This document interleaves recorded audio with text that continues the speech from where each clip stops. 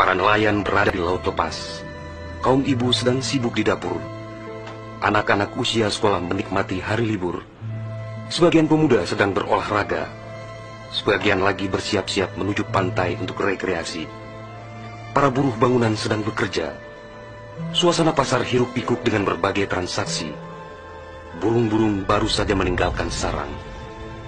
Tiba-tiba pukul 7:58 waktu Indonesia Barat, hari Ahad, 26 Desember 2004, bumi Serambi Mekah berguncang dahsyat.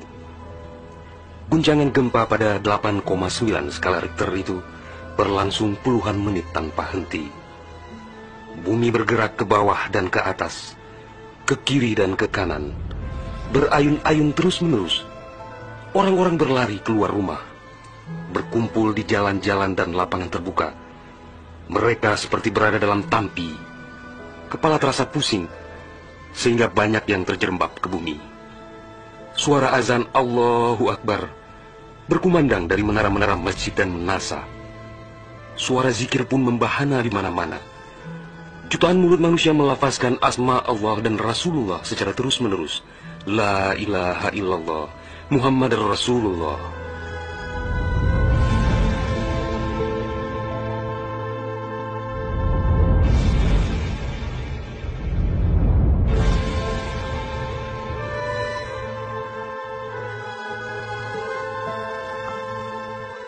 Seusai gempa dahsyat itu, sebagian orang pergi untuk melihat-lihat situasi, karena terbetik kabar bahwa di tempat tertentu ada bangunan yang rubuh, ada tanah yang terbelah, dan ada pula rumah yang ditelan bumi.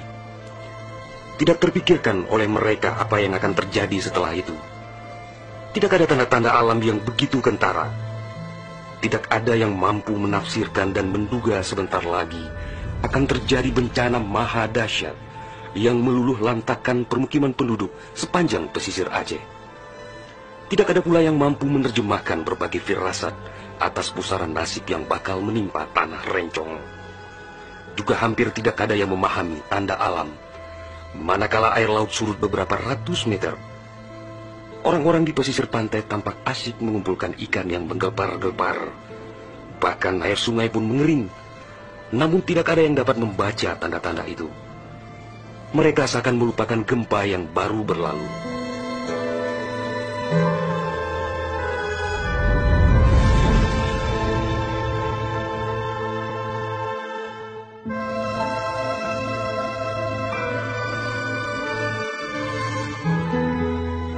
Di berbagai tempat, orang-orang sibuk memperbincangkan gempa sangat dahsyat itu yang belum pernah mereka alami. Namun tak lama kemudian orang-orang mendengar bunyi dentuman sangat keras, disusul suara gemuruh dari arah laut. Bunyi dentuman itu terdengar sepanjang pesisir Aceh Besar, Banda Aceh, Aceh Jaya, Aceh Barat dan Nagan Raya. Orang-orang mengira itu adalah bunyi bom. Memang sebelumnya sering terdengar bunyi bom yang menghiasi kehidupan orang Aceh ketika itu, karena Aceh dalam situasi konflik bersenjata. Orang-orang pun bertanya dalam hati, mengapa masih ada pihak yang tega berperang dalam suasana yang begitu menakutkan?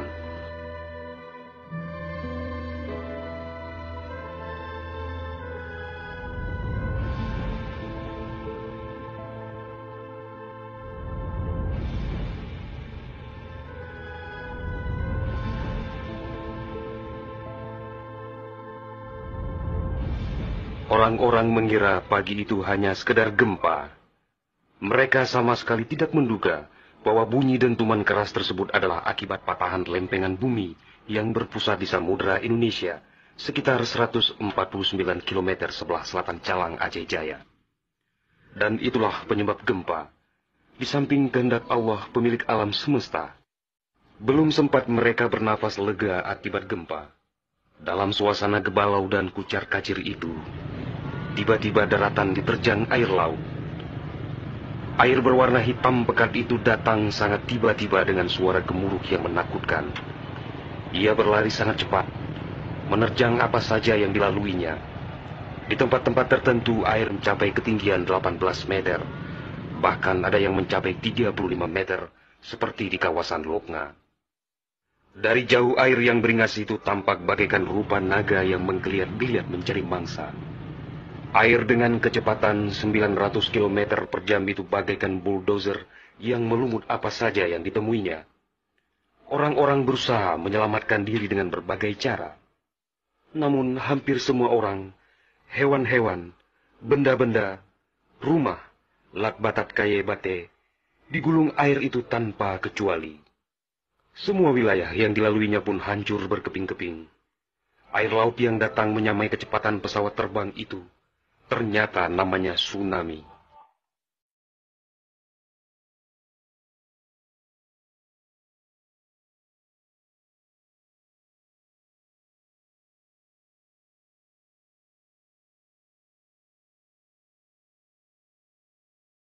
Kekuatannya memang luar biasa.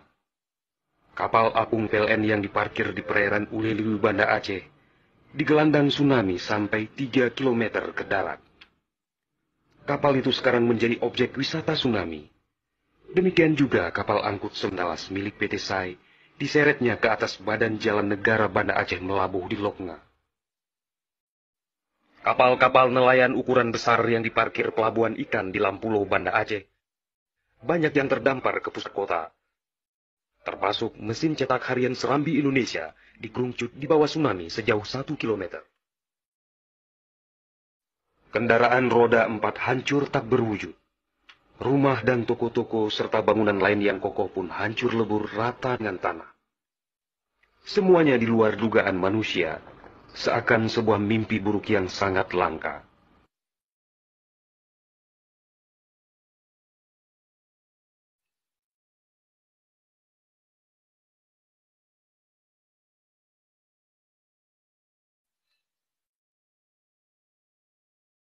Setelah kira-kira 15 menit air laut itu beraksi, suasana pesisir Aceh pun lengang, sunyi, sepi, senyap, dan hening yang tak bisa dilukiskan dengan kata-kata. Sebagian besar permukiman penduduk rata dengan tanah, seakan instrumentalia kehidupan telah berakhir sampai di sini. Ratusan ribu orang nelangsa, teduk tesepuk, telok ngonjaro, teingat kedro hanaledaya, atau terduduk lunglai bersilang tangan, mengingat nasib tiada berdaya.